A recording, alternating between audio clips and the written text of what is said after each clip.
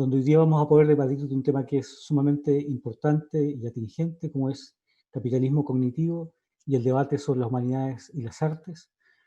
Una presentación que estará a cargo del destacado filósofo y académico de la Universidad de Chile, el doctor Carlos Osa Siward.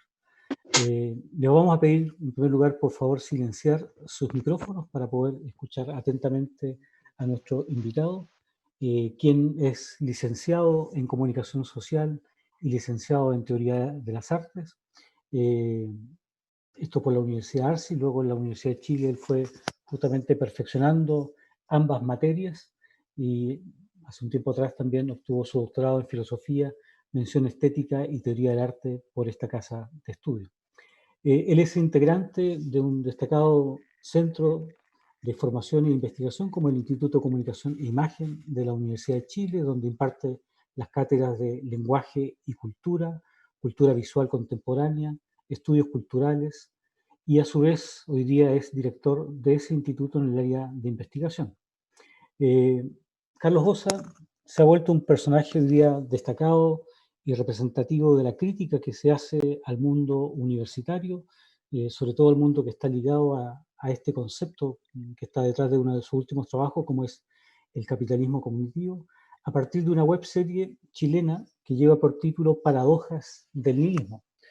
Como ustedes recordarán, la expresión nihilismo es una expresión este concepto decimonónica que pone a girar en el ámbito intelectual un pensador como es Heinrich Jacobi, pero va a ser principalmente Friedrich Nietzsche, quien con esa expresión que señala que el desierto crece, da cuenta de la llegada de esta cultura que a medida que va avanzando va desertificando las distintas prácticas sociales y culturales donde se desarrollan.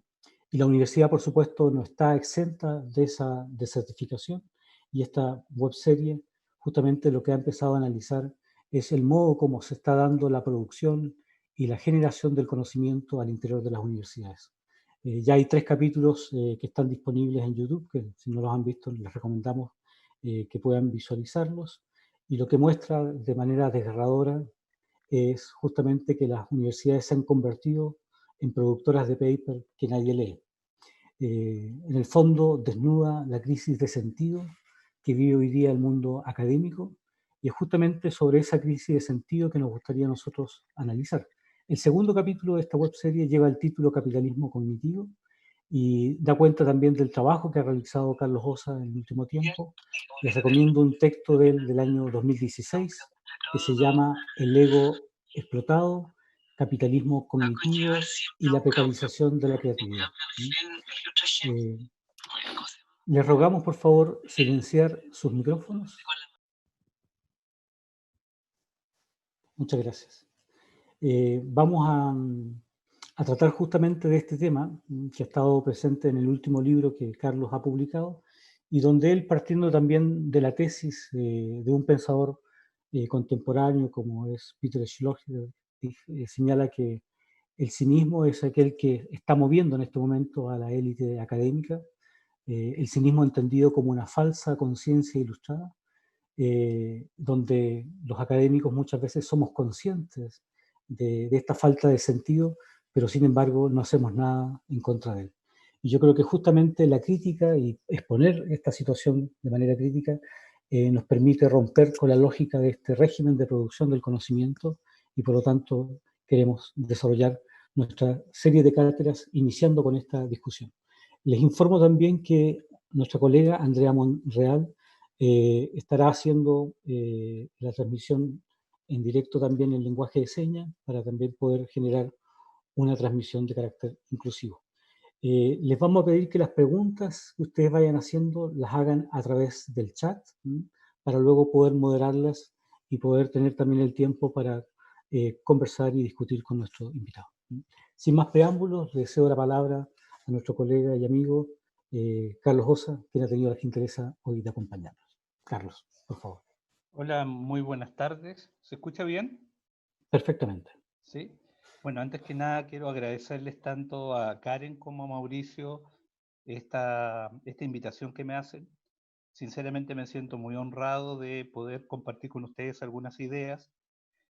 Voy a hacer una exposición breve de 30 minutos para luego básicamente abrir un debate en el que podamos compartir también nuestras experiencias, porque este es un tema que tiene una perspectiva teórica, pero también está marcado por una lectura existencial sobre lo que ha sido un poco la historia académica de ese momento en que pasamos de una universidad que se podría llamar está anclada en la tradición del conocimiento a otra que se mueve hacia la idea de la producción del saber y que por tanto replantea completamente lo que podríamos decir son la función de las disciplinas y también la naturaleza de las prácticas, tanto de creación, investigación, docencia y extensión.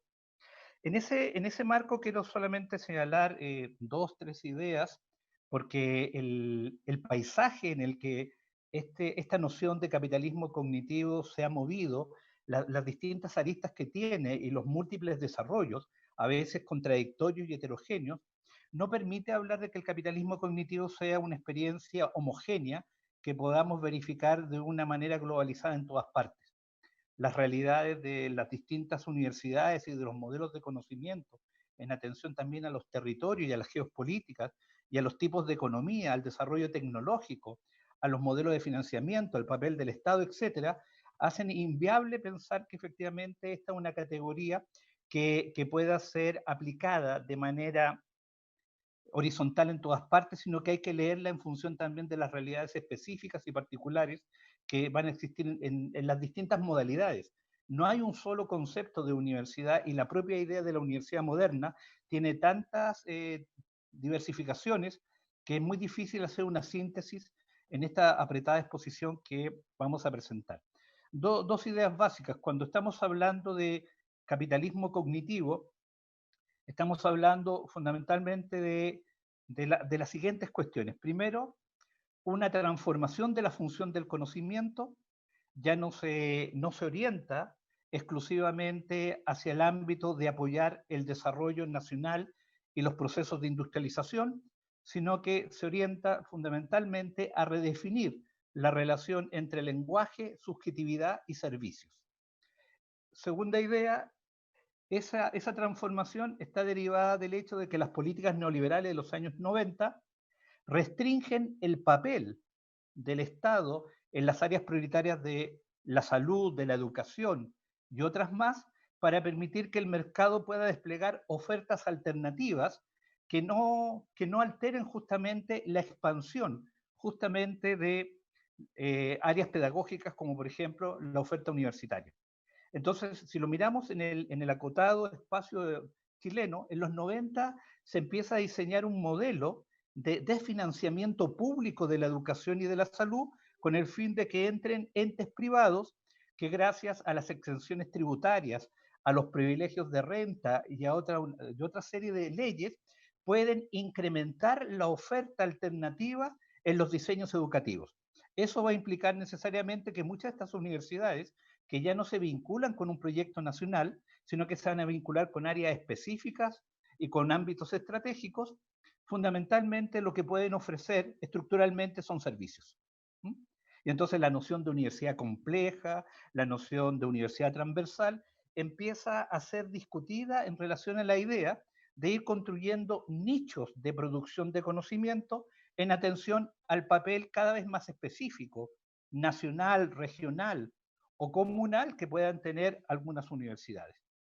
Y en tercer momento, se traslada la investigación tecnológica desde el ámbito de las universidades hacia centros, hacia clúster, este modelo del I+D, que van a autonomizarse justamente de una investigación social y se van a orientar directamente a atender las demandas del mercado. Lo que significa que en buena parte la universidad no produce tecnología, sino que básicamente genera los servicios complementarios para poder implementar esas tecnologías en diversas áreas económicas, culturales, sociales o políticas.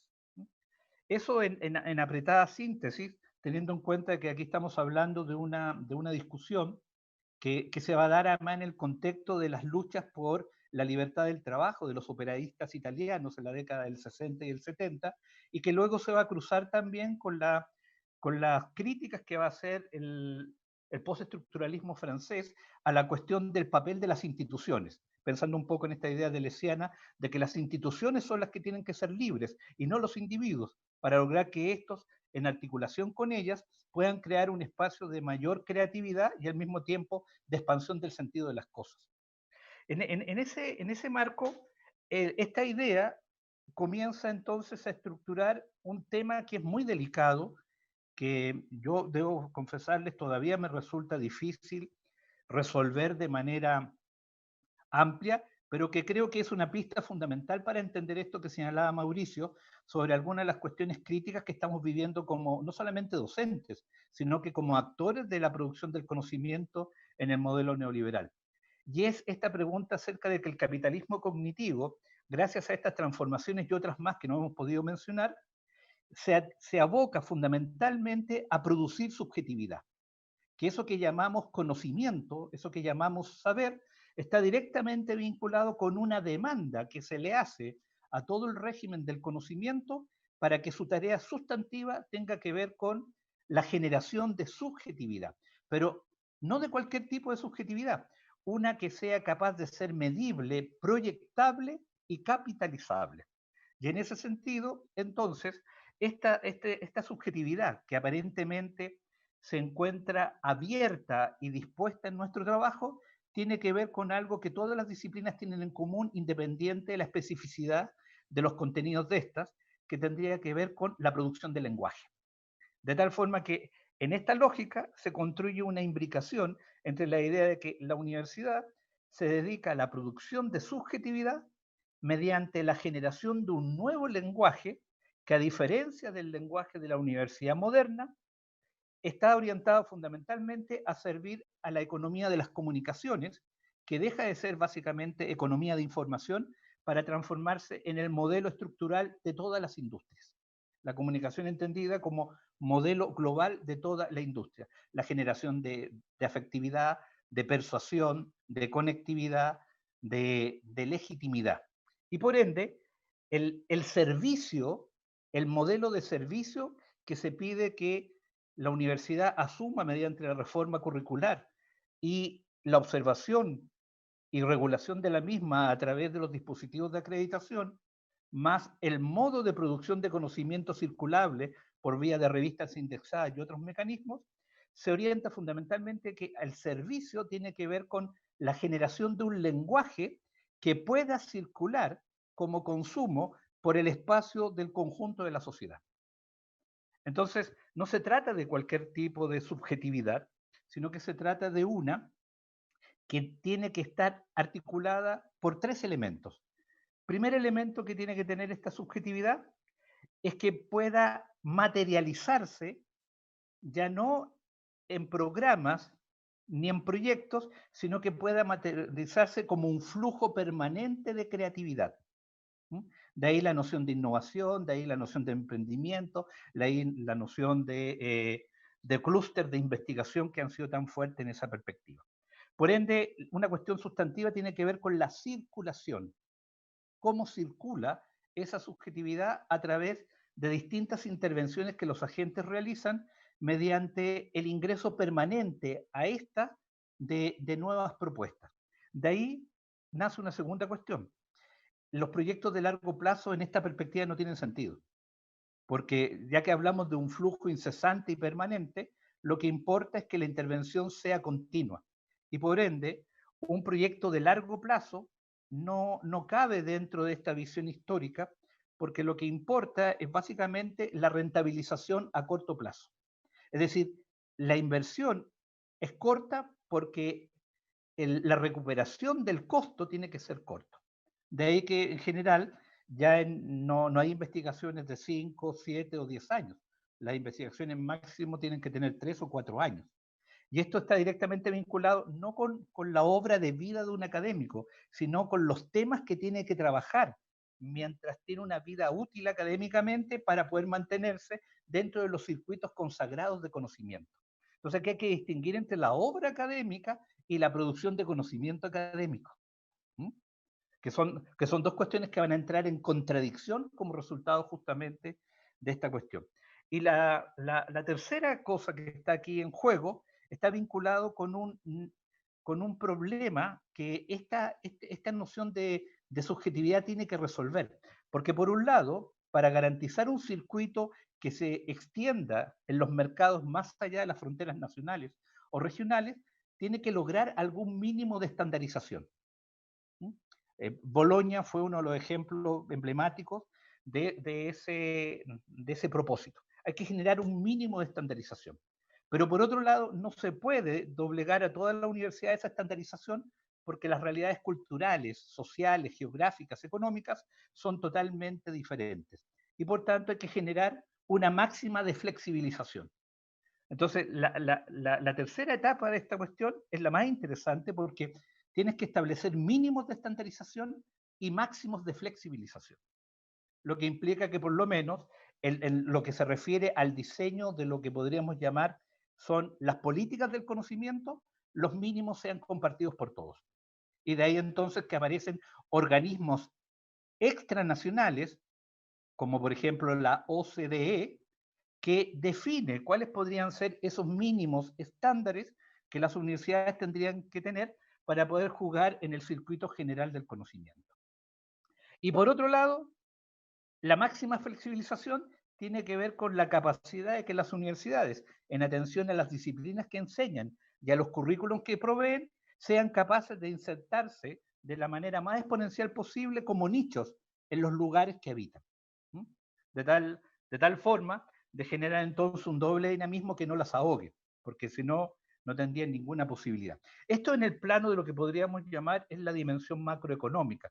El sinnúmero de casos que hay es impresionante porque ustedes pueden encontrar diferencias y oposiciones no entre países, sino que entre regiones de un propio país o incluso entre dos universidades que pertenecen a una misma ciudad, como puede ser el caso de México o como puede ser el caso de Brasil o como puede ser el caso de Argentina. Entonces, eso lleva a una pregunta respecto a la dimensión política que al menos en el desarrollo del pensamiento crítico que logra instalarse en la universidad se planteaba como uno de los efectos más importantes de este. Y era el siguiente, el pensamiento crítico en la universidad, ¿qué papel juega? ¿Cuál es la función del pensamiento crítico en la universidad si entendemos que la universidad es una institución homogénea, vertical, que reproduce de alguna forma patrones jerárquicos y que no puede ser subvertida porque subvertirla desde el punto de vista de su jerarquía es alterar el propio sentido de la universidad? Entonces, ¿de qué manera el pensamiento crítico puede operar una disfuncionalidad de esa jerarquía, entendiendo que nunca la va a poder destruir completamente? Entonces la respuesta era que el pensamiento crítico lo que hace es que obliga a la universidad a salir de sí misma, a reiterar su función y a convertir su función en un campo de transformación social. Que la tarea del pensamiento crítico es impedir que la universidad se vuelva autorreferencial y que esté siempre de una manera obligada a dialogar con un actor que no está dentro de esta, pero que necesita ese conocimiento. Ahí viene también una cierta perspectiva un tanto mesiánica de esta idea que operó en la primera mitad del siglo XX, pero que necesita este conocimiento para poder transformar su realidad. Entonces, a partir de ahí se generó un principio fundamental. Todas las disciplinas, como las artes, las humanidades y las ciencias sociales críticas, en rigor no trabajan en función de la universidad. Trabajan para llevar a la universidad a sus extramuros, para poder traducirla y al mismo tiempo convertirla en sociedad. La cuestión que hoy día está en discusión es que ese pensamiento crítico no puede externalizar la universidad porque el capitalismo cognitivo externalizó la universidad. Es decir, el capitalismo cognitivo finalmente cumplió el propósito del pensamiento crítico. Llevó a la universidad fuera de su autorreferencialidad y la convirtió en un espacio de producción de servicios que incrementa significativamente los modelos de desarrollo que se fundan en el consumo. Y por tanto, hoy día la universidad, más que la publicidad, más que las comunicaciones, es la que más solventa lo que podríamos llamar, sería la crítica, por ejemplo, de algunos autores como Franco Berardi y Bifo, es la que más solventa el consumo de las sociedades contemporáneas. Entonces, la subjetividad que parecía ser el espacio irredento, el espacio contestatario, en lugar de la inconformidad, mediante el cual construíamos los estereotipos del crítico social o del artista rebelde, ahora se instalan como prototipos de una sociedad de consumo que necesita esa inconformidad, pero también ese nihilismo del que hablaba Mauricio, para poder justamente garantizar una sociedad altamente creativa, mínimamente estandarizada y altamente flexible. Entonces, eso nos plantea un serio problema, porque más allá de todas las dimensiones económicas que uno podría nombrar, hay una crisis también de la identidad de la figura del docente en relación a la forma en que construye el pensamiento y la manera en que lo inserta en el diálogo con la universidad, con sus pares, con el currículum y de esta con, con el exterior. No, todos ustedes lo saben. De hecho, hay un nombre fundamental para expresar esto que acabamos de decir. Le llaman vinculación con el medio. ¿Mm? Y en esa noción se coloca en juego una desestructuración completa de lo que podríamos llamar era la identidad moderna clásica del docente crítico. Y por otro lado, el relato que hace predominar la noción de progreso irreversible vinculado con la tecnología, coloca como matriz única de modelo de conocimiento para medir la utilidad de todos los conocimientos al saber científico-tecnológico. Y en ese plano, entonces, ese saber que logra intervenir y alterar los ciclos históricos tradicionales se vuelve más crítico que el pensamiento crítico que la universidad decía tener a partir de sus disciplinas canónicas. Entonces, lo que se coloca en tensión, y la pregunta es, ¿la universidad de mañana necesita realmente a las artes y las humanidades al interior de sus campos? La universidad de mañana puede prescindir efectivamente de las humanidades y las artes si efectivamente en la propia dinámica del capitalismo cognitivo se están cumpliendo justamente esos propósitos, esos objetivos, esas intenciones que antes se le adjudicaban a estas, pero que ahora están llevadas a cabo justamente por los nuevos diseños curriculares, eso que se llama innovación curricular. Entonces, hay una pregunta política que subyace que es la que en esta segunda fase del debate, porque la primera fase del debate, en los años 90, estuvo centrada en la transformación económica de la universidad. La segunda fase, que es la que estamos viviendo, por llamarlo así, está centrada en el debate sobre la existencia del conocimiento en atención a las formas de su producción. Y eso inevitablemente instala un debate que no es nuevo, solo que ahora está totalmente impactado por eso que se llama las nuevas tecnologías. Y como lo conversábamos con Mauricio y los demás antes de iniciar la exposición, viene acompañado además con un nuevo mito, el mito de una posible y al mismo tiempo deseable virtualización en el futuro para poder responder asertivamente a los cambios, a las emergencias que puedan traer nuevas catástrofes. La idea un poco, como decía un colega, de la zoomificación de la universidad. Una universidad Zoom, pero al mismo tiempo una universidad zombie, o zombie si ustedes quieren, que estaría básicamente eh, proyectando el funcionamiento tecnológico a través del relato académico y no al revés, no el relato académico proyectándose a través del soporte tecnológico. Y ese es un debate que podríamos decir va a generar dos cuestiones como muy complejas, porque, vuelvo a insistir, ¿en qué sentido podemos pensar lo crítico en el contexto actual si lo crítico ya es una función del capitalismo cognitivo? Y dos, ¿qué tipo de políticas del conocimiento son susceptibles de ser generadas para modificar desde una lectura autocrítica nuestras producciones para responder a este irreversible fenómeno que es que la tecnología ahora en bloque, legitimada por por la situación que estamos viviendo, se va a instalar como nueva utopía en el contexto de lo que se va a denominar algo así como los nuevos saberes que vendrían con esta como tercera etapa que definen algunos del postfordismo. La tercera etapa del postfordismo ya no tiene que ver con el consumo, sino que tiene que ver con el deseo y el algoritmo. La idea de que yo puedo generar conocimiento automatizado que me da respuestas certeras respecto a situaciones estables. Entonces, en esa estructura, a mí me interesa remarcar dos cuestiones que creo que son parte de los trabajos que hemos estado haciendo y discutiendo con distintos investigadores. Uno, aquí no está en juego solamente un debate sobre un diseño curricular. Aquí lo que está en juego es una manera de construir sociedad.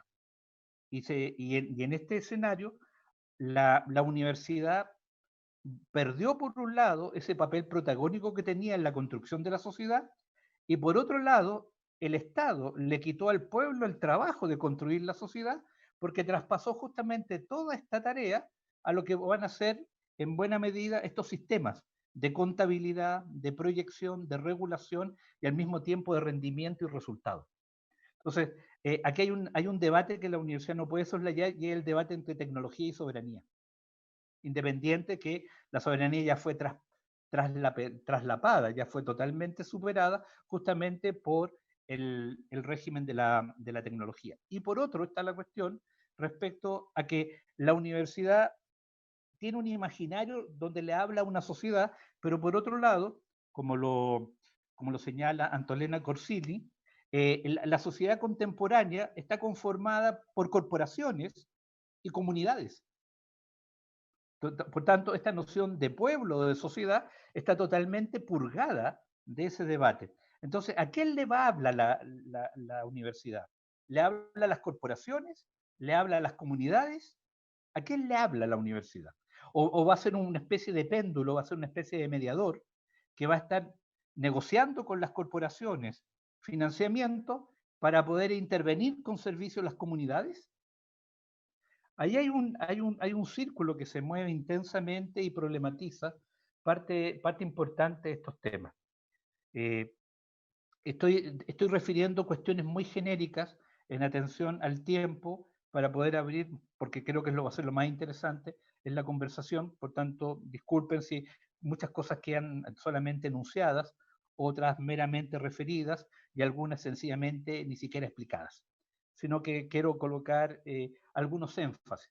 Me interesa particularmente señalar que la actual literatura sobre el capitalismo cognitivo está totalmente centrada en esta cuestión de la subjetividad, pero de ella derivan todas estas preguntas que nos estamos haciendo, porque no afectan solamente lo que podríamos llamar son los sistemas de financiamiento, sino que además colocan en duda la idea de que esta sea una sociedad del conocimiento, ya que lo que está siendo corrompido, en el buen y el mal sentido de la palabra, es una noción de saber que tiene que adaptarse permanentemente a unas condiciones de movilidad donde el tema fantasmal que aparece como síntesis de todo esto es la cuestión de la precarización del trabajo académico. La idea de que el precario se vuelve la condición estructural de la sociedad del fin del trabajo, como lo plantea Basser John y también lo plantea Sergio Bolano. Entonces, el precario contemporáneo de la sociedad neoliberal es alguien que vive en el flujo permanente del empleo, pero nunca de un empleo continuo, sino que al contrario, vende su fuerza de trabajo a múltiples empleos a lo largo de su vida. Entonces, la precariedad no consiste en no tener trabajo, sino que tener que vender tu fuerza de trabajo permanentemente por la inestabilidad del empleo, pero la continuidad de la subcontratación. Por ejemplo, estudios de la sociología del trabajo norteamericano señalaban que en la década del 60 todavía era esperable que una persona pudiera vivir toda su vida de un trabajo. En la década de los 90 ya se calculaba aproximadamente que una persona en el contexto que describe el inicio de la última década del siglo XX podía tener hasta 4 empleos a lo largo de su vida. A principios del 2000 ya se hablaba de 8. Hoy día se habla de que una persona puede tener una rotación laboral a lo largo de 30 años de vida activa de hasta 15 a 25 empleos. Entonces, la precarización no tiene que ver con la discontinuidad, sino con una especie de continuidad en el flujo productivo y una discontinuidad en la empleabilidad. Y para eso se necesita entonces todo este discurso de un sujeto que sea capaz de adaptarse inteligentemente a sus condiciones y que por tanto tiene que buscar a través de la especialización, es decir, el conocimiento, las condiciones para poder enfrentarse a esto que de distintos nombres, como sociedad líquida, sociedad de la gestión, sociedad del control o sociedad del riesgo, va a caracterizar justamente la idea de un neoliberalismo muy agresivo que tiene que destruir las bases sociales del trabajo para poder garantizar la permanente y al mismo tiempo continua renta que genera la acumulación. Entonces, el asunto sería que no es que desaparezca la sociedad del trabajo, sino que el trabajo se hace inestable como contratación y al mismo tiempo se enriquece como subempleabilidad permanente. Pero para esa subempleabilidad se requiere un sujeto que tenga capacidades formativas que sean capaces de adaptar sus respuestas a múltiples servicios. Y el único ámbito, y ahí es donde se coloca nuevamente el tema de la subjetividad, el único ámbito donde eso es posible sería a partir de una formación muy laxa, muy generalista, fundada en un lenguaje que tenga la capacidad de volverse adaptativo, fragmentario y absolutamente oportunista.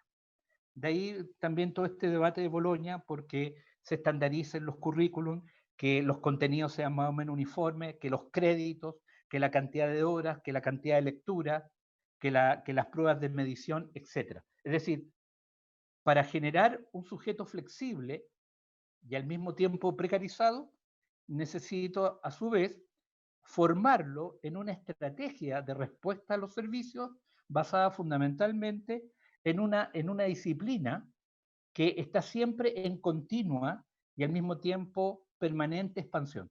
De ahí por eso que en muchas universidades también la sobrevivencia del pregrado está fundada en la posibilidad del posgrado, que la especialización nunca cabe. Esta idea de que vamos a estudiar toda la vida, porque tenemos que adaptarnos continuamente.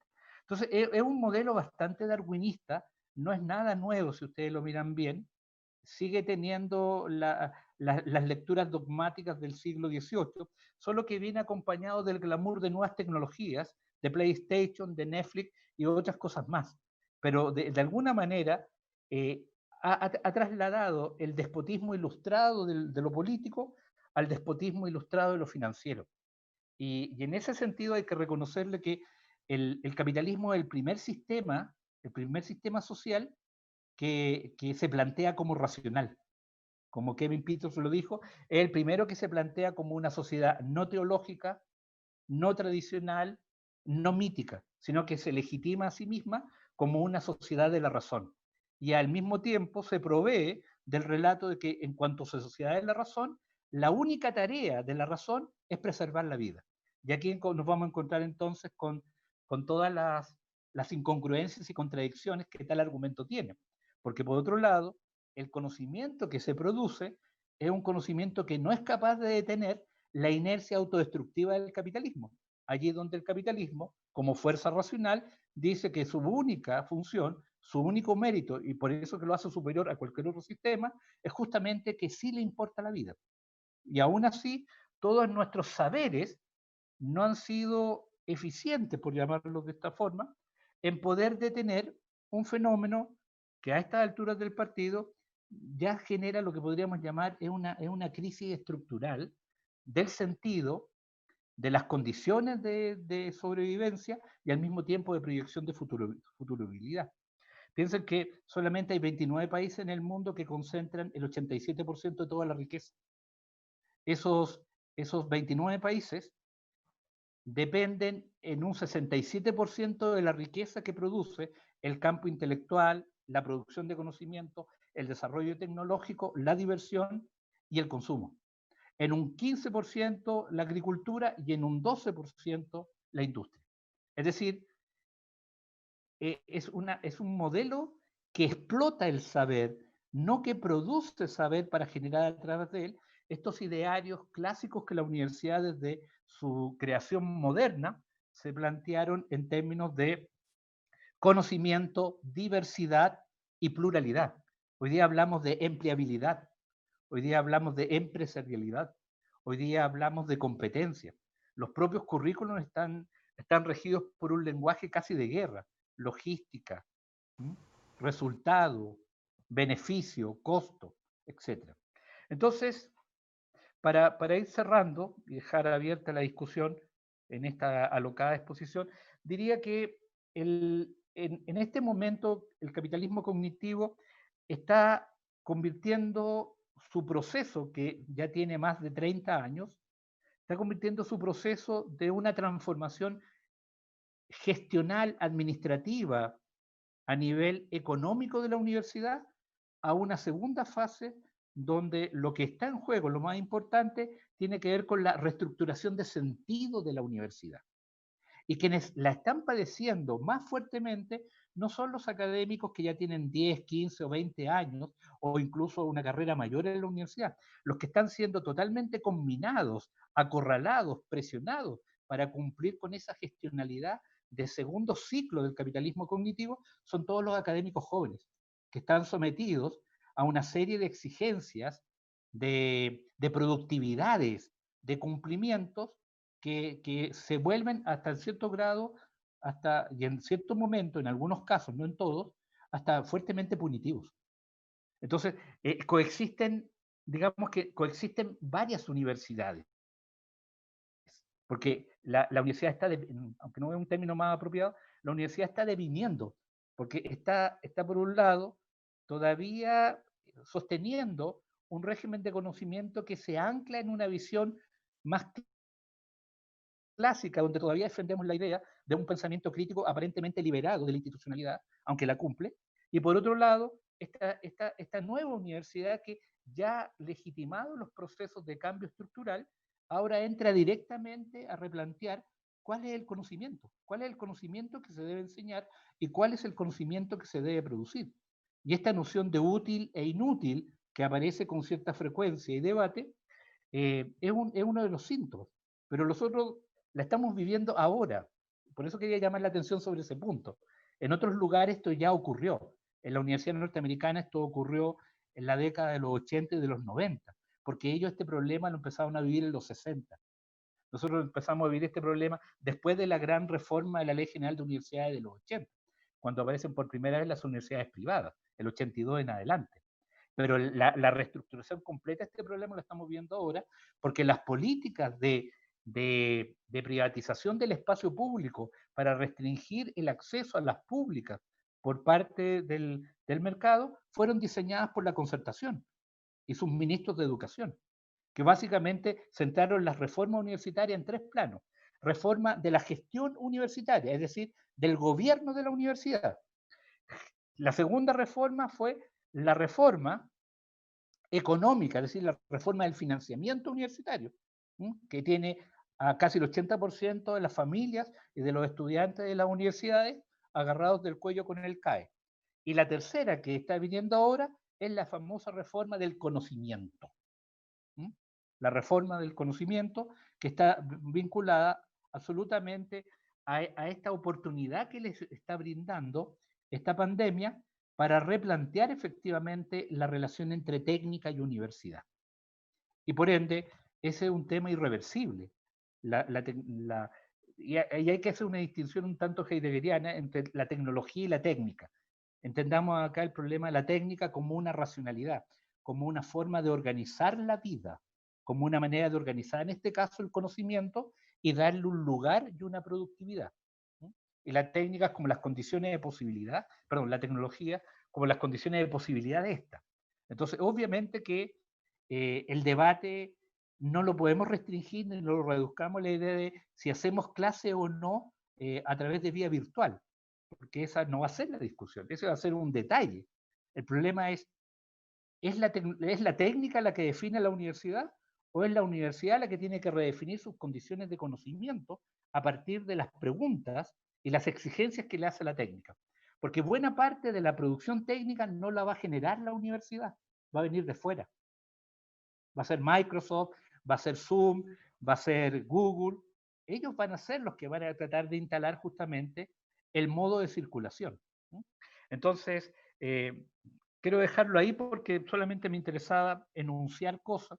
Disculpen si fue un poco desordenado en algunos aspectos, pero quería remarcar este momento problemático, sobre todo porque más allá de que no me referí de modo explícito a las humanidades y las artes, creo que todos ustedes y todas ustedes se dieron cuenta de que efectivamente muchas de estas preguntas tienen que ver con esos ámbitos, con lo que esos ámbitos significan y el sentido que tienen todavía en esta especie de universidad Frankenstein, que es la universidad pública chilena, que tiene pedazos de todos los cuerpos y que no concilia ninguno y que por tanto a veces nos tiene atravesados con múltiples contradicciones, porque estamos escribiendo un texto crítico y al mismo tiempo somos parte de una comisión de acreditación.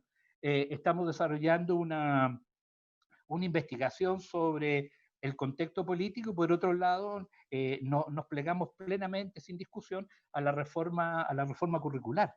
Y en ese sentido, entonces, estamos atrapados en una dinámica que, a diferencia de la vieja perspectiva de la alienación, en esta dinámica nosotros no solamente somos conscientes, también somos autores. No somos meros protagonistas, testigos o víctimas. También somos de una u otra forma responsables. De ahí de donde viene también toda esta discusión sobre esta condición cínica del mundo neoliberal que te involucra, no es que te excluya. El neoliberalismo es totalmente incluyente respecto a su tragedia. Tú no eres un mero espectador, tú eres parte de la tragedia y la constituyes y la protagonizas. Entonces, en ese sentido, la pregunta es, bueno, ¿cómo no decirlo así, cómo escapar? Porque sería absurdo, ya que cualquier idea sobre un afuera puro, impoluto, metafísico es inviable. ¿Cómo torcer este movimiento que ya es un movimiento exitosamente torcido? ¿Cómo darle vuelta de otro modo para repensar también el papel que las humanidades y las artes van a jugar? Porque se nos viene encima una reforma muy sustantiva, no del conocimiento, sino de sus maneras de circular. Y se va a decir, bueno, típico, las humanidades y las artes, con esta cosa nostálgica que tienen, con esta visión modernista fracasada que tienen, se van a resistir al cambio tecnológico, porque eso es lo que saben hacer.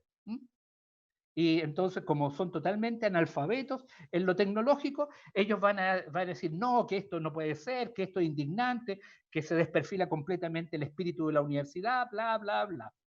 Y le va a pasar por encima, como se decía, las lecciones de la historia. Entonces, no podemos quedar instalados en la idea de que el obstáculo son las humanidades y las artes, porque eso es lo que contribuye es a legitimar esta visión tecnocrática, burocratizada, porque el mercado, y con esto termino, que es una idea que decía Mark Fisher en su realismo capitalista, el mercado es lo más burocrático que hay.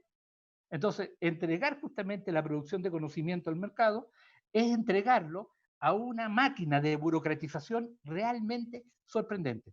Una máquina de burocratización que es totalmente incomparable a la máquina de burocratización que podría tener el Estado. Con el Estado todavía uno puede negociar, todavía tenemos Contraloría, pero el mercado no tiene Contraloría.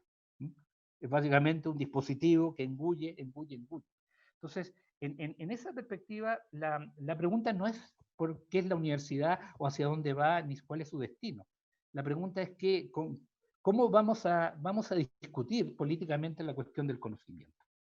Hasta ahí yo lo dejo para poder entrar a conversar, que es lo que más me interesa, y ver qué les parece esta propuesta, qué piensan de ella, con todos los bemoles, con las imperfecciones que tiene, pero es una invitación a que pensemos un poco también nuestro mundo. Y muchas gracias nuevamente por la invitación. No, muchas gracias a ti, Carlos, muy amable. La verdad que un trabajo más que entusiasma y que abre y anima el debate, y creo que es muy importante. Ya tenemos algunas preguntas que nos han ido haciendo al chat. Les recuerdo a nuestros colegas y amigos que nos acompañen, que vayan colocando sus preguntas en el chat y las vamos recogiendo para que Carlos también las pueda analizar y discutir. En términos generales, me parece muy interesante lo que tú has planteado, porque has puesto sobre el debate cuál es el destino hoy día de, de la universidad, del mundo universitario, pero sobre todo, sin mencionarlo de manera directa, de las humanidades y de las artes. Como bien tú lo dijiste en un momento en tu presentación, ¿puede la universidad de mañana prescindir de las humanidades y las artes? Bueno, esa es una pregunta que efectivamente está en el debate, porque está a la base de lo que nosotros tradicionalmente cultivamos al interior de la universidad, como es el pensamiento crítico. Pero claro, ese pensamiento crítico hoy día es absolutamente tributario a la vinculación que establece la universidad con determinados actores externos a ella, ¿no? Y justamente lo que hay que definir hoy día críticamente es con quién se vincula la universidad, con quién se da esa, lo que tú decías, esa vinculación con el medio, que probablemente nos quita tanto el aire hoy día en nuestro espacio académico. Y como bien decíamos hace un tiempo atrás, justamente también en esta universidad, en el marco de la discusión de la creación de una vicerrectoría de vinculación con el medio, aparece como un espacio aparentemente indeterminado, pero sabemos que ese medio preferentemente habla del medio socioproductivo, como tú bien decías, que está destinado a mirar la empleabilidad de los futuros profesionales, es decir, un ambiente universitario que está destinado principalmente a la profesionalización, donde la mayoría de los currículos académicos miran el perfil de egreso en vista a esa empleabilidad. Y nos parece que nosotros deberíamos avanzar como institución hacia otro camino, tal como lo decía también nuestra colega María Angélica Llanes, donde la vinculación sea principalmente con la comunidad. Y por lo tanto tenemos que tener una reestructuración crítica del sentido que tiene nuestra universidad. Nos han planteado ya dos preguntas, por lo menos he recogido el chat, con las cuales podríamos comenzar a conversar. La primera la hace Barbie Vázquez, que nos pregunta, ¿podría referirte, te lo dice a ti directamente, a dos relaciones concretas? Por un lado, la relación entre capitalismo académico con el ser de las editoriales, y por otro lado, la relación entre pensamiento crítico con el ser de los docentes universitarios part-time, ¿no? Que además es un aspecto que tú también has mencionado de manera crítica en tu presentación. Y la Con segunda las... pregunta, Ah, perdón, perdón. sí, no, No, por favor, perdón, dale, Carlos. dale, dale. La segunda pregunta la hace Mayra Rodríguez, quien pregunta en qué sentido, manera, forma se podría vincular el capitalismo cognitivo con lo planteado por Byung-Chul Han, que es este filósofo coreano que vive en Alemania, en su texto La sociedad del cansancio, en relación con los conceptos de una sociedad de disciplinas y sociedad del rendimiento. ¿Tenías dudas con respecto a la primera pregunta, Es Carlos? decir, no te alcancé a escuchar la relación entre Entre el capitalismo capitalismo académico académico con el ser de las editoriales, con las esa es la primera editoriales. parte, las editoriales, ¿sí? Y Ya, la segunda, la relación entre el pensamiento crítico con el ser de los docentes universitarios part-time, ¿no? ya. Difícil las dos preguntas. El otro día, no sé si ustedes saben que hay una iniciativa a nivel internacional por parte de las editoriales españolas, que en esto siempre son muy astutas, por generar algo así como un índice de las editoriales prestigiosas donde deberían publicar efectivamente los académicos para poder garantizar su carrera. Entonces, si me tomo de ese ejemplo, desconociendo mayores detalles, les podría decir que la lógica del capitalismo académico o cognitivo está tratando de cubrir todas las áreas que le permita construir una hegemonía de la producción del conocimiento. Y eso significa que el día de mañana, eh, si yo no publico en la editorial X, porque es la editorial que ha sido nombrada, porque oscuro grupo editorial o consejo o referato, como la editorial madre en la que deben estar todos los reconocidos, todos los legitimados, voy a quedar de alguna manera fuera. Entonces, es curioso porque esto lo conecto con el tema de la precarización de los profesores a jornada o a honorarios, porque a ellos más, a los que más se les pide que traten de cumplir esos estándares, pero para mantener el sistema de producción, porque eso no garantiza que finalmente los contraten, porque las plantas académicas están saturadas. En este momento en Chile existen 15.000 doctores. Solamente están contratados en el sistema universitario cerca de 3.000. Y supuestamente, de acuerdo a la información que hay, todavía tenemos un déficit. Entonces, ¿para qué queremos, no sé, 60.000 doctores? Tenemos 65 universidades y los planteles ya están prácticamente completos con ellas. No olviden que la Universidad de San Sebastián en un momento dado se trajo 150 doctores de España. Entonces, ¿cuál es la lógica de esta productividad? ¿A qué apunta? Si en el fondo tú sabes que el doctorado, que en otro momento era como el culmine, el clima de lo que podríamos llamar era tu carrera académica, no en el sentido actual de carrera donde tú pareces que estás como un corredor de fondo corriendo desesperadamente para ganarle al resto. Tenía que ver con una obra. Hoy día hemos sustituido la obra por los grados. Y eso marca un poco también el por qué se empiezan a diseñar instancias para que circulemos por las editoriales, por los fondos concursables, por la extensión, etcétera, para de alguna manera mantener la circulación del conocimiento. Y yo siento que nosotros hemos sido poco solidarios con los profesores honorarios, porque su situación es bien compleja, porque ellos son los más asalariados dentro del hecho de que somos todos asalariados. Lo que pasa es que por una cuestión de mito, de mito cultural, creemos que porque hemos estudiado en alguna universidad importante fuera de Chile, porque tenemos grados, porque somos reconocidos, hemos publicado algo, no somos asalariados, y al final igualmente somos asalariados. Eso es una de las cosas más terribles que instala justamente el capitalismo cognitivo, que, que en el fondo diversifica, o si ustedes quieren, acrecenta la división del trabajo. Ya no entre burgueses y proletarios, sino que entre las distintas modalidades de producción al interior del sistema neoliberal. Y como buena parte de la producción actual es trabajo intelectual, eso es una cosa que a mí me llamó la atención cuando hice esta investigación, es descubrir que muchas economías del mundo se sostienen esencialmente por trabajo intelectual. La sociedad norteamericana vive en buena medida porque el 50% de sus exportaciones depende de la industria del audiovisual y el videojuego. Somos nosotros, economías más precarias, absolutamente sobredeterminadas, que seguimos vendiendo materia prima y después comprando nuestra propia materia prima reelaborada, con productos de segunda generación. Chile no tiene ninguna política científica para convertirse en productor de tecnología, que por tanto vamos a comprar siempre la tecnología. Los software con los que estamos hoy día hablando, los vamos a tener que comprar y la universidad va a tener que gastar millones para pagar las licencias anuales por usar esos software y las patentes y todo eso. Entonces, si efectivamente pensamos en una universidad que se diga autónoma, esta idea de la autonomía universitaria, esa autonomía ya está totalmente desplazada. Por eso creo que el debate no es solo sobre la situación de los individuos, sino cómo se ha reconfigurado completamente el diseño y el papel de la universidad. Es como lo que le pasó a la UNESCO. Imagínense, en 1950 la UNESCO declaraba: hay que proteger la cultura de los envites del desarrollismo. En el 2005 la UNESCO declara: la cultura es el factor principal para el desarrollo económico de un país.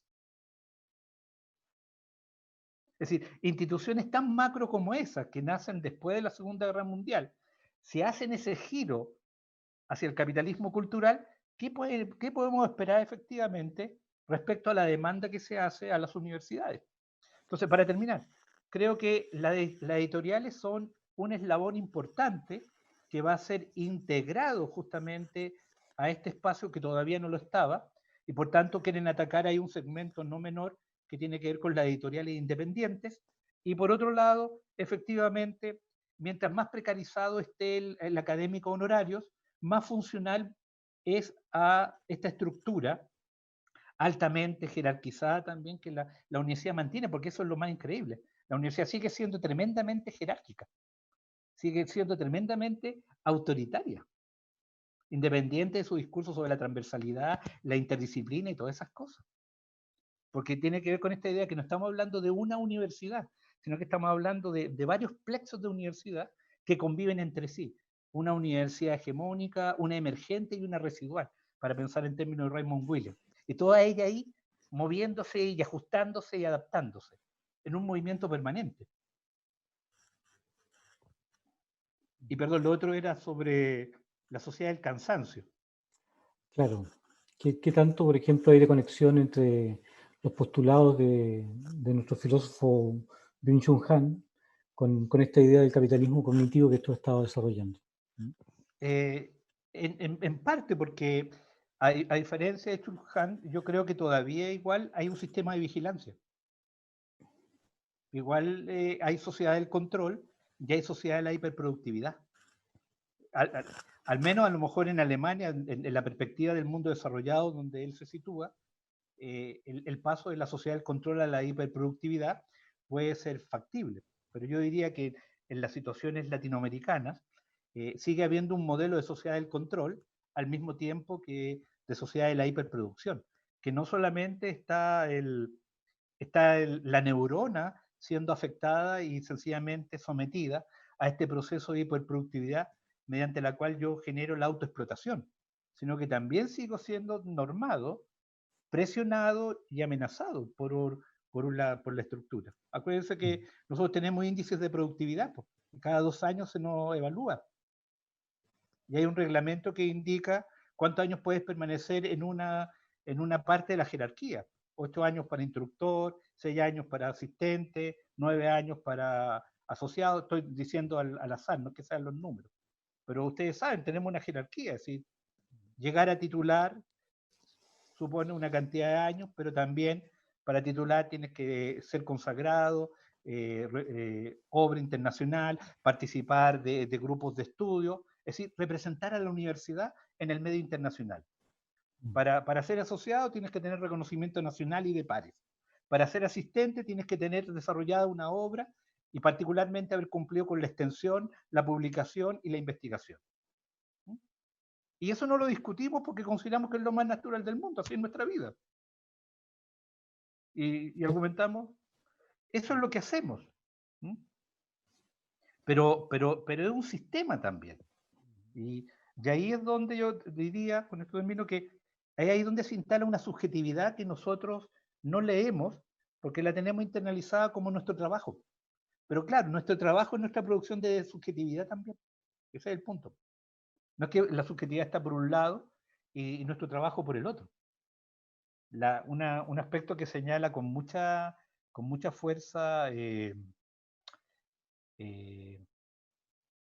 Mauricio Lazarato es que en el fondo el trabajo inmaterial, la famosa tesis del trabajo inmaterial que él plantea para discutir la idea de la economía política al estilo del marxismo clásico, es que el trabajo inmaterial hoy día sostiene a la subjetividad. La producción de lenguaje, la construcción del mundo a través de símbolos, la idea de que básicamente toda nuestra comunicación es metafórica, está sustentada en la idea del trabajo inmaterial. Y como él mismo señala, la diferencia que hay con la economía clásica es que el lenguaje es infinito, es inagotable como recurso natural. No tiene posibilidad de agotamiento porque está directamente vinculado con las funciones de la inteligencia humana.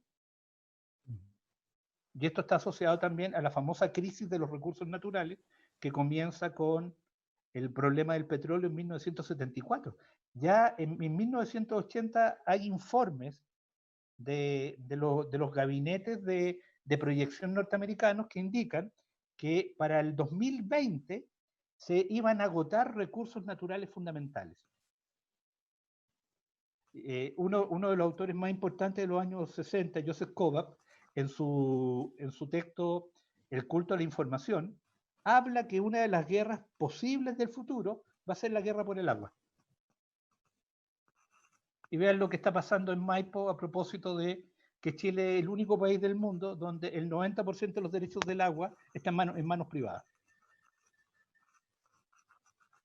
Entonces, la sociedad de la hiperproducción, como la define Chulhan, es una sociedad de la desregulación total.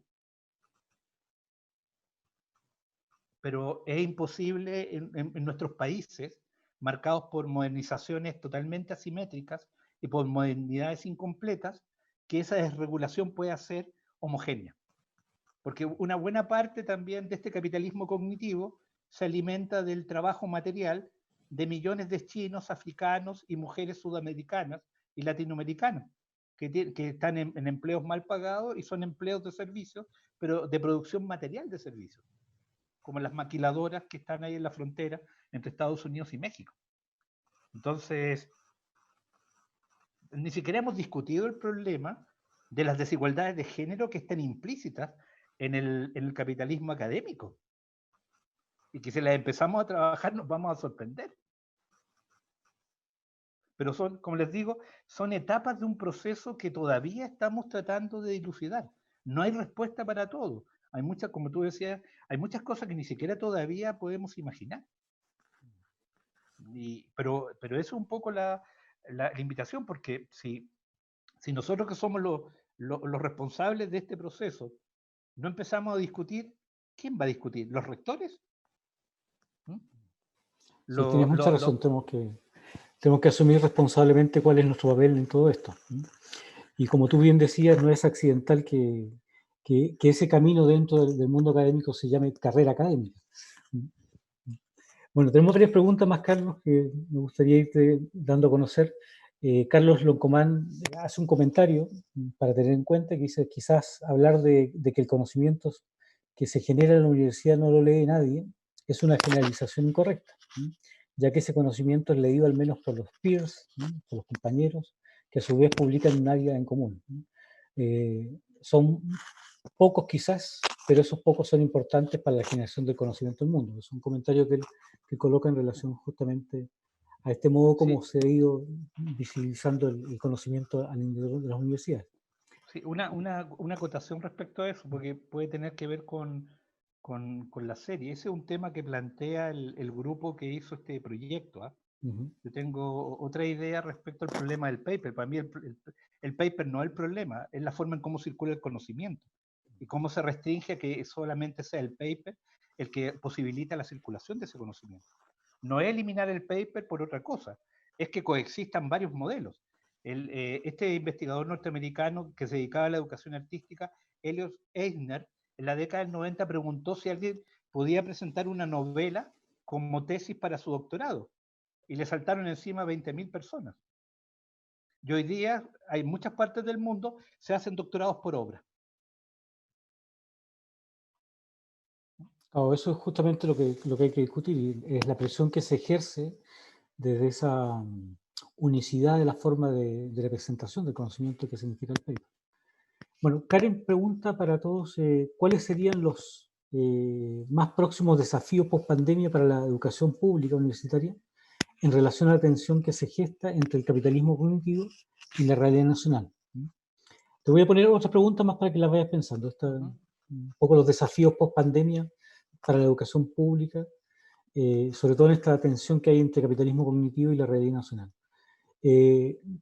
Ángela Niebles nos pregunta, y junto con agradecer la exposición, también nos pregunta, desde tu consideración en esta fase del capitalismo cognitivo, ¿cuáles son las fugas o fisuras que pueden desestabilizar el sistema? No solo desde lo macropolítico a nivel país, a nivel del ente institucional, sino desde la micropolítica y las cotidianidades pedagógicas, ¿no? ¿Cómo desafiar este sistema? Y también Cote, yo creo que es una pregunta que tú has respondido en la parte anterior, nos pregunta si constituye el capitalismo cognitivo una operación biopolítica. Articulemos esa como para que podamos seguir. Mira, respecto a lo que señala Karen, es complejo, no me atrevería a proponer alguna idea. Sí creo que un gesto político que podríamos hacer es reponer una noción de lo público, pero no en ese sentido moderno, clásico, habermasiano, sino que un sentido de lo público absolutamente rizomático, fragmentario, neurótico, oscuro, al estilo de, así como la ecología oscura de Timothy Morton, una especie de público oscuro que debe ser leído en tanto su dimensión plena como en su carácter ominoso. No es idealizarlo como volver a la república y al corazón de una ciudadanía que nunca existió. No, es justamente discutir qué significa hacer vida pública, debatir públicamente allí donde casi todo está en manos de determinadas estructuras discursivas y sistemas de información. ¿Puede ser la universidad, por ejemplo, un lugar con todas las contaminaciones que tiene que vivir y a la que tiene que quedar afecta como resultado de este movimiento? ¿Puede ser un lugar para discutir de otro modo lo público, o siempre vamos a estar con esa especie de visión media romántica de que lo público es el lugar que nos va a salvar? La verdad es que si uno lo mira en términos históricos, el periodo previo a los años 80, la universidad era tremendamente desigualitaria y discriminadora. Y en la década de los 50 y los 60, la universidad estaba directamente orientada a las élites. Piensen que antes de la gran reforma del 68, en Chile, habían 5.000 estudiantes universitarios. 5.000. Nada más. Eso es lo que había, antes de la reforma del 68. Después, con la Ley General de Universidades, se llegó a 50.000. Y de ahí, sobre todo con la concertación, con la transición democrática, perdón, se disparó y hoy día tenemos 1 millón de estudiantes universitarios. Con esto no quiero decir que porque se haya incrementado la matrícula, ha mejorado la educación. Creo que producto de esta especie de totalitarismo financiero que la ha capturado, en términos de pura productividad, se han generado regresiones significativas. Y muchas de ellas tienen que ver con esta idea de usar el saber como puro flujo de rendimiento y no como espacio de liberación. Y eso lo conecto con la pregunta acerca de las micropolíticas. Yo creo que justamente una de las cosas que nos quita la acreditación es la idea de que las universidades pueden tener proyectos culturales. Para mí esa es la principal crítica que le hago a la acreditación. En otros aspectos creo que puede ser muy útil para justamente tampoco permitir la arrogancia, la soberbia y al mismo tiempo el autoritarismo de las élites académicas. Pero creo que una cuestión que sí es totalmente contraproducente es este carácter homogenizador que genera con sus 9 puntos, con las 9 obligaciones, porque sencillamente suspende el proyecto cultural. Las universidades también son un proyecto cultural. Y lo que hemos dejado de discutir, porque hemos trabajado continuamente para poder justificar la hegemonía, es el proyecto cultural. Las universidades chilenas en los últimos 30 años no han generado un pensamiento sistémico contrahegemónico, han producido puro pensamiento hegemónico. Y eso tiene que ver con que han sido sustraídas de esta otra labor, porque también tienen que pensar la hegemonía, no estoy diciendo que sea lo uno o lo otro, pero piensan en la hegemonía, pero no piensan en el proyecto cultural. Y en ese movimiento, ahí es donde se produce lo más interesante, porque se produce el choque, se produce la confrontación entre quienes defienden la hegemonía y quienes proponen el proyecto cultural, y eso enriquece el debate, lo infla, lo incendia y genera justamente una comunidad deliberativa. Lo que nos quita el capitalismo cognitivo a partir de la fragmentación productiva es justamente esto que Paulo Freire llamaría la condición dialógica. Se la quita a los profesores de enseñanza básica, se la quita a los profesores de enseñanza media, se la quita a los profesores de los IP, de los institutos profesionales, de los CFT, y también se la quita a los profesores universitarios. Entonces, tiene que ver un poco con la deliberación en ese sentido. Porque la deliberación tiene 2 momentos. A propósito de todo este debate que se ha generado con la revuelta. Tiene un momento instituyente, que muchas veces se asocia o se vincula con la hegemonía, pero también tiene un momento destituyente, que está vinculado con el cuestionamiento que se hace a partir justamente del proyecto cultural. Porque la universidad no se puede parecer a su gobierno, al contrario, se tiene que parecer justamente al desgobierno.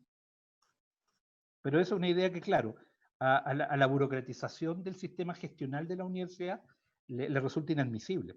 ¿Cómo la universidad va a ser el desgobierno? Bueno, pero si de eso se trata. Es decir, ¿hay el conocimiento es un gobierno? ¿El saber es un gobierno? Es cosa de que miremos nuestras colecciones. Ustedes atrás tienen sus bibliotecas.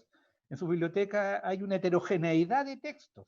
Ese es el desgobierno de la razón, que busca en distintos lugares una pregunta y también busca una referencia.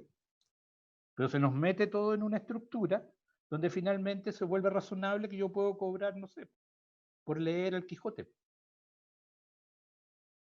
Entonces, ahí hay una tensión que me parece que, claro, el ejemplo es muy burdo, pero lo digo porque llevado a la micropolítica, esto también está muy atravesado por el hecho de que esta noción de comunidad no debe ser vista en ese sentido esencialista, en ese sentido purista, porque ya sabemos que la noción de comunidad en el siglo XX se convirtió también en una horda de asesinos, ¿sí? Sino que entender la comunidad como un lugar de disputa, es decir, la comunidad es el espacio del conflicto. Ahí uno va cargado con sus diferencias a pelear un lugar, en el buen sentido de la palabra, es decir, a argumentar que tiene derecho a existir a partir de cómo piensa. Y no tener que adaptar su pensamiento para poder existir de acuerdo a cómo está establecido el orden del saber. Yo insisto en eso, para mí es una idea capital. El saber no tiene orden, por eso no puede ser gobernado. Por eso que interactuamos con él, lo producimos, nos inquietamos, nos conflictuamos. Y cuando empieza a academizarse el saber, como le ha ocurrido a las humanidades, y se empieza, como lo decíamos delante, se empieza a creer que las artes son el único lugar que todavía propone el pensamiento salvaje, la distopía, la rebelión, la insubordinación, entramos a un cliché. Entramos también a academizar el arte porque lo empezamos a imaginar como el único lugar de la libertad. Y por tanto, ahogamos al arte en una libertad que no puede cumplir. Entonces también nuestra manera de leer los espacios de ruptura tienen que ser muy elegantes para no terminar ahogándolos con una demanda inviable. Porque parece que hoy día es escapar del sistema y liberarnos de este orden opresivo. No, es hundirnos en él para encontrar el otro lado de ese mismo orden. Es como lo plantean los aceleracionistas, que dicen que hemos usado toda la vida la tecnología de forma retrógrada y obsoleta. Nunca la hemos radicalizado. Siempre se lo dejamos a los genios de Silicon Valley y a otra gente. Nunca hemos convertido a la tecnología en radicalización de nuestra cotidianidad. Y resulta que hoy día la tecnología es por donde pasa prácticamente todo el conflicto social. Esto que estamos haciendo ahora es un conflicto social. Y está mediado por una tecnología que pensamos que es meramente instrumental, que es meramente funcional a esta conversación. No, la está condicionando. Y es probable que a lo mejor el día de mañana estemos discutiendo si el paper tiene que ser impreso o electrónico. Porque a ese nivel de delirio podemos llegar. Entonces, es más prestigioso un paper indexado en Scopus o en otro de los indicadores, si es digital o impreso. No, es que impreso tiene más peso, es más histórico, tiene memoria, tiene 2.500 años de libro. ¿Mm?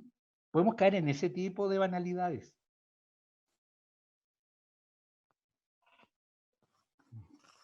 Gracias, Carlos. Voy a quizás hacer la última ronda de preguntas. Me voy a disculpar con aquellos que no alcance a leer, porque hemos recibido también algunas preguntas por Facebook Live, que se está transmitiendo también en directo en este momento tu presentación.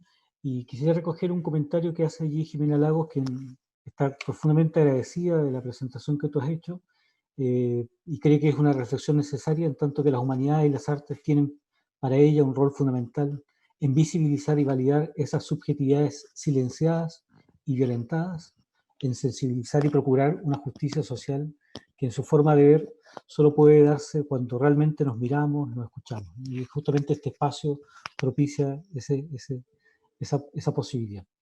Quisiera recoger la pregunta de Natalia Jara, quien agradece la presentación y también se pregunta cuál es el papel de los estudiantes en este escenario universitario. Eso está muy bien ligado también con lo que pregunta nuestra colega Jimena Carrasco de terapia ocupacional, que en aquel tú conoces también por los encuentros de biopolítica, que me aprovecha de saludarte también en este contexto. Dice, ¿qué lugar ocupa en todo esto el movimiento estudiantil, ¿no? Según tu perspectiva? Y también Marcelo Guerra, por Facebook Live, nos señala que en este contexto de crisis del modelo neoliberal universitario y escolar, ¿qué posibilidades tenemos para construir nuevos modelos académicos, ¿no? Que se posicionen contra las lógicas mercantiles y el capitalismo cognitivo? ¿Cuál sería un llamado al mundo docente, estudiantil y a las comunidades? Chuta, todo eso. Sí, Difícil. un poquito mesiánico. Mira, yo para ser bien franco, respecto al movimiento estudiantil, me siento totalmente incapaz de dar una respuesta. Quiero ser bien honesta en eso. Creo que ahí, más allá de poder hacer algunos comentarios que podrían entenderse como adultocéntricos, prefiero más bien restarme de una respuesta, no porque no quiera, porque igual hay una historicidad ahí y hay una temporalidad que yo no he vivido. Por tanto, para entrar en generalizaciones, preferiría restarme un poco. Sí creo que los estudiantes, a modo muy general, los estudiantes siguen siendo fundamentales en la confrontación con el modelo. Ellos desde el 2005, 2006, es que vienen progresivamente instalando un tipo de conflictividad que a veces nos supera, porque tiene otras estrategias y tiene otras mitologías y también tiene otras formas de trabajo.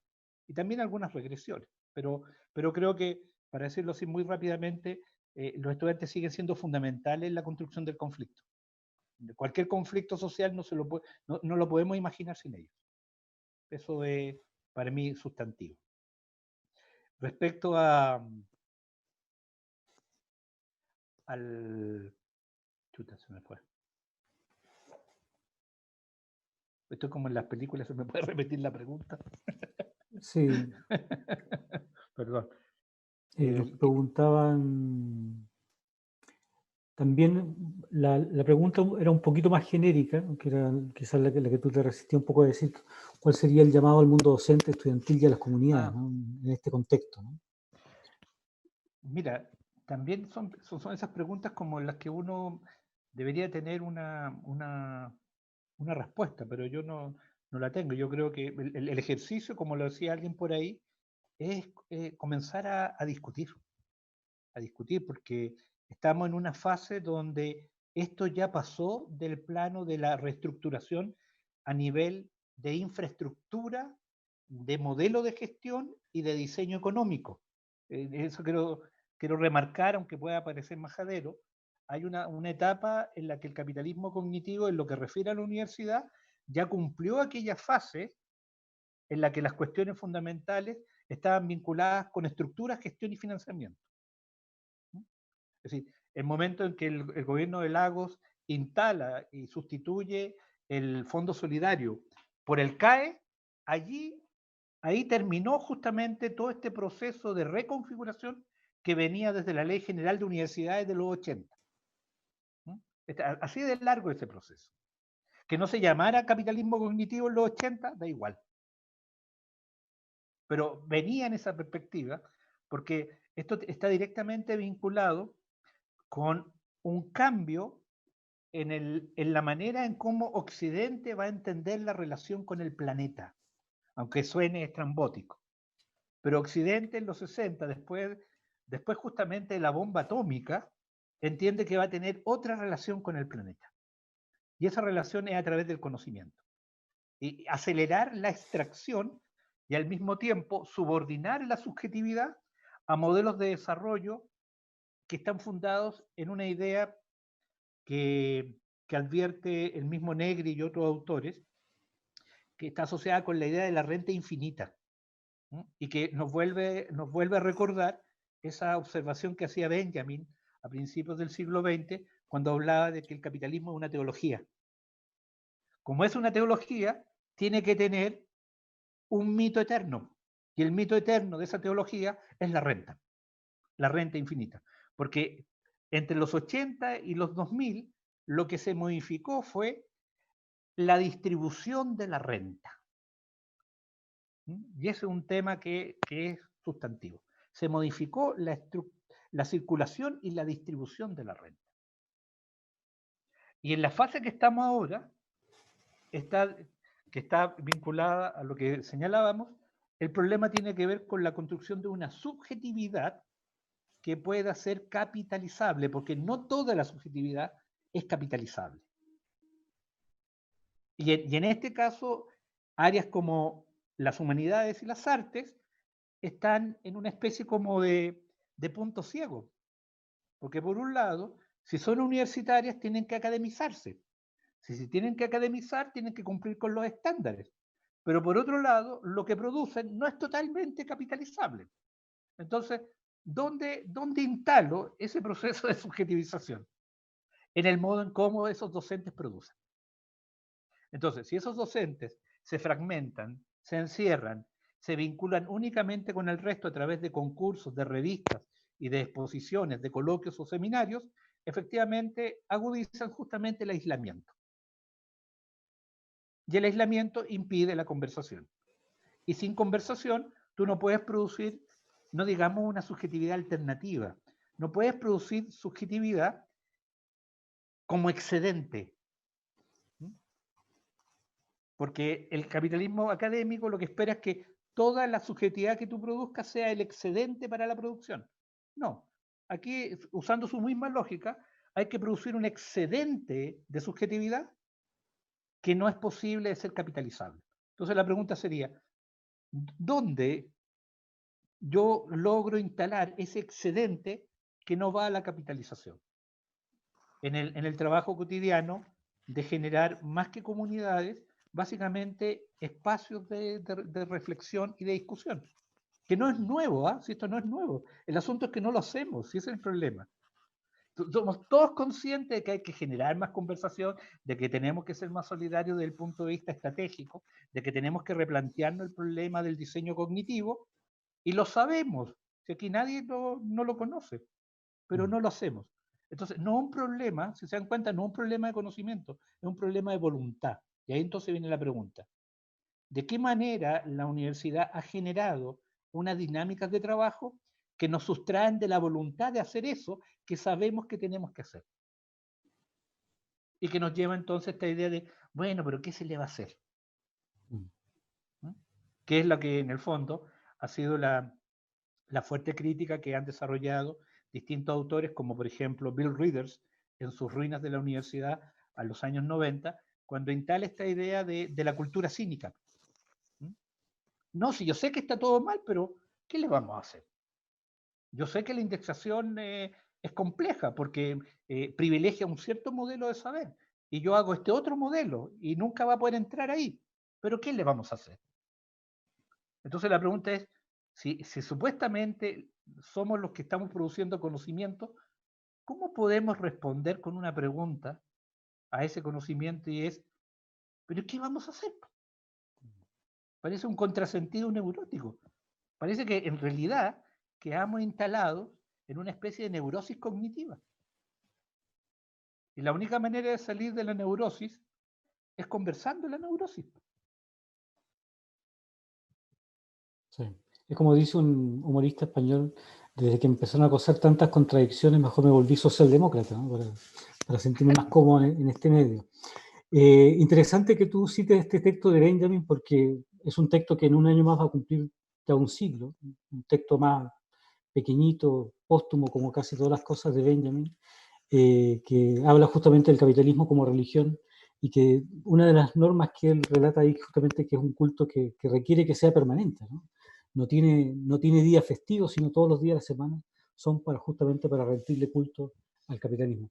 Hay una pregunta que quedó pendiente en el chat que la quisiera recoger, que le hace Constanza Castillo, que también agradece la presentación, y dice bajo esta idea del capitalismo cognitivo, ¿qué rol cumple aquí la evaluación? ¿No? Que es un fenómeno que por supuesto se ha extendido también dentro de las lógicas de la formación, pero también de la lógica universitaria. ¿Qué Quizá rol con esa cumple? pregunta, ¿qué rol cumple la evaluación? Bueno, ese es es un tema bien complejo porque hay que cruzarlo y hay que unirlo con el tema de qué rol cumple la investigación. Porque en el plano de la docencia ya están instalados los criterios que normalizan cómo debe ser evaluada la docencia. Entonces, el espacio de la investigación y la propia idea de casi un poco qué evaluamos cuando evaluamos, se transforma en un espacio también muy interesante para discutir el sentido de las prácticas y de los saberes que colocamos en movimiento. ¿Mm? Ahora, la evaluación tiene como dos dimensiones. Una dimensión es aquella que tiene como tarea verificar el currículum, ¿Mm? Que está en todas las teorías curriculares que se enfocan fundamentalmente al diseño por objetivos. La tarea de la evaluación es justificar y verificar el currículum. Y por tanto, es un modelo que se funda en el hecho de que, en el fondo, tiene que el conocimiento generar algo tangible que pueda ser medido y que después pueda ser conceptualizado como proceso y como resultado. No solamente como resultado, también como proceso. De hecho, es muy interesante que este concepto que en su origen partió del arte, la idea de que el arte se entiende, ya no se entiende por el objeto producido, sino por el proceso que conlleva llegar a la obra, se instala en la evaluación y se convierte en uno de los elementos que replantea también los modos de evaluar en educación. La idea de que yo no solamente evalúo el producto final, sino que evalúo todas las etapas, visibles o invisibles del proceso. Que es una discusión que se está dando muy fuertemente hoy día a partir de este concepto de investigación educativa basada en artes, que viene un poco de la escuela posmoderna norteamericana y la traducción que hace la escuela española y también algunos autores holandeses. La idea de que el arte y la educación no son básicamente un saber pedagógico cerrado, sino que son un saber en proceso. Y por tanto, el único lugar donde se pueden verificar, el único lugar donde pueden coexistir la educación y el arte es en la investigación. Y eso obviamente conlleva a que hay que medir la investigación. Pero ahí tenemos el problema. La investigación sigue medida con unos estándares que, que vienen mayoritariamente del campo de eso que equívocamente se llama las ciencias duras, ¿m? Y que está asociado a algunas pruebas, a unas mediciones y a unas tesis. Pero es curioso porque también ha ido cambiando el tema, porque mientras en las duras se habla de sujeto de investigación, en las sociales se habla de participantes, por ejemplo. En las duras se habla de tesis y en algunas se habla de performatividad. El mismo concepto de performance empieza a desplazarse de un plano y entra a otro. Entonces, ha colapsado una metodología de la evaluación que se rige por un estándar de cumplimiento. Y se ha ido instalando la idea de una metodología de la evaluación fundada en el proceso. Ahora, el problema es que ahí hay perdón de la expresión, hay un tremendo quilombo porque no nos hemos puesto de acuerdo qué vamos a entender por proceso, qué cabe dentro del proceso y cuáles son las características que el proceso debe reconocer. ¿Mm? Porque el proceso puede tener infinidad de acontecimientos. ¿Cuáles son los realmente estructurantes de la obra? ¿Cuáles son los realmente significativos? ¿Es todo experiencia? La mitad de la experiencia sencillamente es gratuita e innecesaria. La experiencia que se vuelve significativa se transforma en memoria y la memoria significativa se hace saber. Por tanto, nadie tiene experiencias con el arte y tampoco tiene experiencias con la educación. Esa experiencia, si se transforma exitosamente, se convierte en una relación de sentido. No queda como experiencia. Entonces, también ahí tenemos que tener en cuenta que nuestros conceptos están un poco atrasados también. El capitalismo cognitivo no es solamente esta máquina monstruosa que nos viene a devorar como un dios Moloch que se quiere comer a todos aquellos que se resisten a su progreso. No, es que nosotros también en alguna medida no hemos debatido epistemológicamente nuestro lenguaje. Entonces empezamos a yuxtaponer nuestro lenguaje con el que está instalado y armamos un híbrido. ¿Mm? Donde podemos usar indistintamente indexación y pensamiento crítico. Entonces yo creo que es un desafío desde el punto de vista micropolítico y también desde la perspectiva de la biopolítica, porque básicamente nosotros trabajamos con nuestro cuerpo, que se mueve en una doble dimensión de acción y pensamiento, no trabajamos solamente con el cerebro, estamos metidos en una intensificación biopolítica, como dirían los mexicanos, de madre. ¿Cuántas horas frente al computador están ustedes todos los días en este modelo? ¿Se dan cuenta que ya no hay ninguna posibilidad de separar el espacio público del privado? Comemos frente al computador, le hacemos caricia al gato frente a la pantalla, saludamos a los hijos de nuestros compañeros y colegas que a lo mejor nunca habíamos visto. ¿Mm? Es decir, el tiempo de la vida y el tiempo de la producción han quedado totalmente indistinguidos. Ya antes por lo menos teníamos la frontera. Antes podíamos decir, me tengo que ir. Ahora no tengo a dónde ir. Entonces, hay un cambio en la estructura del trabajo que permite continua producción, pero no necesariamente permanente empleabilidad. En esta lógica, nosotros estamos en una situación de precarización y de asalaramiento no menor. Y si ese es el modelo que nos van a ofrecer como el ideal para la educación universitaria que viene, es cosa que nos pongamos a discutir si efectivamente ese modelo queremos. Porque después va a ser, como decía Bertolt Brecht, demasiado tarde, porque ahora me llevan a mí. Entonces ahí hay una discusión que yo creo que va a atravesar, porque de alguna forma, qué bueno que fue primero la revuelta y no la pandemia. Qué bueno que fue primero la revuelta, porque la revuelta suspendió históricamente el neoliberalismo por lo menos 3 meses y nos preguntó qué hacemos aquí. Y esa pregunta no se puede ir porque ahora la estamos haciendo encerrados en nuestras casas. La pregunta de la revuelta, ¿qué hacemos aquí? Ahora la estamos haciendo en nuestras casas. ¿Y qué? Iba a ser una grosería, pero no. ¿Qué hacemos aquí? ¿Mm? Entonces, me parece extraordinario esta trilogía pagana que se dio desde la sonada feminista, la revuelta estudiantil y la pandemia, porque son 3 momentos que ni la universidad ni la sociedad pudo imaginar que la iban a suspender, que la iban a destituir. Y entonces todavía estamos con el enclaustramiento, para usar una palabra monacal, estamos enclaustrados, todavía estamos en el tiempo de la suspensión. Todavía estamos en el orden de lo suspendido. Y eso me parece extremadamente interesante desde el punto de vista de estas cosas que podemos hacer, porque por otro lado, claro, podemos hacer esto. Podemos sentarnos a discutir y conversar.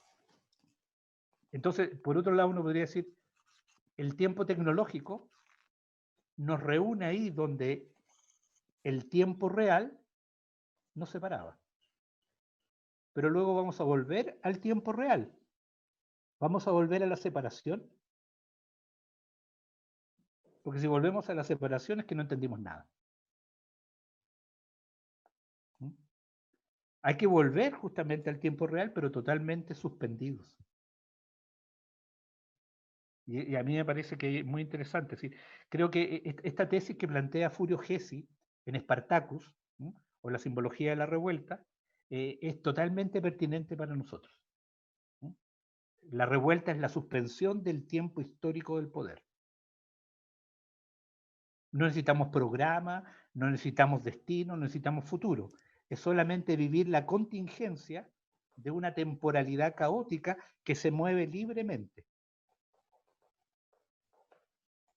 Y se va ordenando en el camino. Por eso que a los politólogos y a los directores de partidos políticos les resultaba irritante la revuelta, porque no tenían cómo objetivarla, no tenían cómo convertirla en objeto, no tenían, si lo usamos en lenguaje universitario, no tenían cómo indexarla. Y lo mismo le pasó al arte. De pronto el arte quedó perturbado porque básicamente la gente hackeó el museo. Saqueó el museo y lo llevó a la calle y llenó llenó la ciudad de eso que algunos dirían, pero eso no es arte, es cualquier cosa. No, pero es interesante, se hackeó el museo. La referencia entre cultura popular, entre citas al modernismo vanguardista, íconos bizarros de la cultura mediática, estaba todo junto ahí. Poemas de Cortázar, poemas de Mellarmé, las canciones de Silvio Rodríguez, todo, da igual si te gusta o no. Pero de pronto, ese tiempo jerarquizado, mediáticamente instituido, estalló. Entonces se generó lo que podríamos llamar una especie como de condición poética insurreccional, que tampoco hay que mirarla así románticamente, que dejó ahí abierta una posibilidad. Y esa posibilidad debería continuarla la propia universidad, es decir, seguir suspendiendo el tiempo histórico de la institución para poder conversar acerca de la institución, para que los rectores no crean que somos terroristas. No, el tiempo histórico de la institución está suspendido porque queremos discutirlo. Y queremos discutir la idea de que el conocimiento no es gobierno. Y que quería terminar con una frase que encontré el otro día que me parece que no dice mucho sobre esto. Una frase de Balzac que dice: no es más bien, considerando todo, que sigo suspendido en esta pregunta, cuya respuesta busco incansablemente en la cara del otro. ¿Cuánto valgo? Muchas gracias, Carlos. Muy amable por tu presentación y por esas palabras de Balzac, y sobre todo por esta invitación que nos hace a suspender el tiempo histórico, especialmente de la universidad, para volver a reflexionar y retomar esa pregunta que dejamos planteada hace ya varios meses, que es ¿qué hacemos aquí? ¿No? ¿Qué sentido tiene justamente seguir siendo parte de una institución como esta institución universitaria? Me quedo justamente también con aquello que tú has señalado con mucha fuerza, que esa diferencia entre técnica y tecnología. No necesariamente toda técnica es algo negativo, pero sí hay que ser prudentes con respecto a aquellas tecnologías que se van incorporando a nuestras vidas, porque, como bien señalabas tú, son de carácter performático y van configurando nuestro hacer y nuestro quehacer, y por tanto nos va introduciendo con más profundidad las lógicas que estamos en este momento criticando. Creo que, como tú también lo has señalado, hemos asistido a la configuración de una tecnología académica, en el sentido de las tecnologías del yo, según Foucault, que van configurando la subjetividad del académico, donde la flexibilidad de su trabajo está ligado siempre a la producción, ¿cierto? Y el régimen de producción de mercancías, en este caso de conocimiento, que está principalmente destinado a exacerbar las lógicas del mercado, pero sobre todo del consumo. Te agradecemos profundamente este espacio, la conversación, las preguntas que nos has dejado también a nosotros planteadas y que nos invitan a continuar esta reflexión. Y esperamos también que quienes han estado presentes hoy día nos puedan acompañar en sucesivas cátedras, que en el fondo esta marca el comienzo del trabajo también que queremos hacer de manera crítica durante este año, dedicado justamente a la institución universitaria.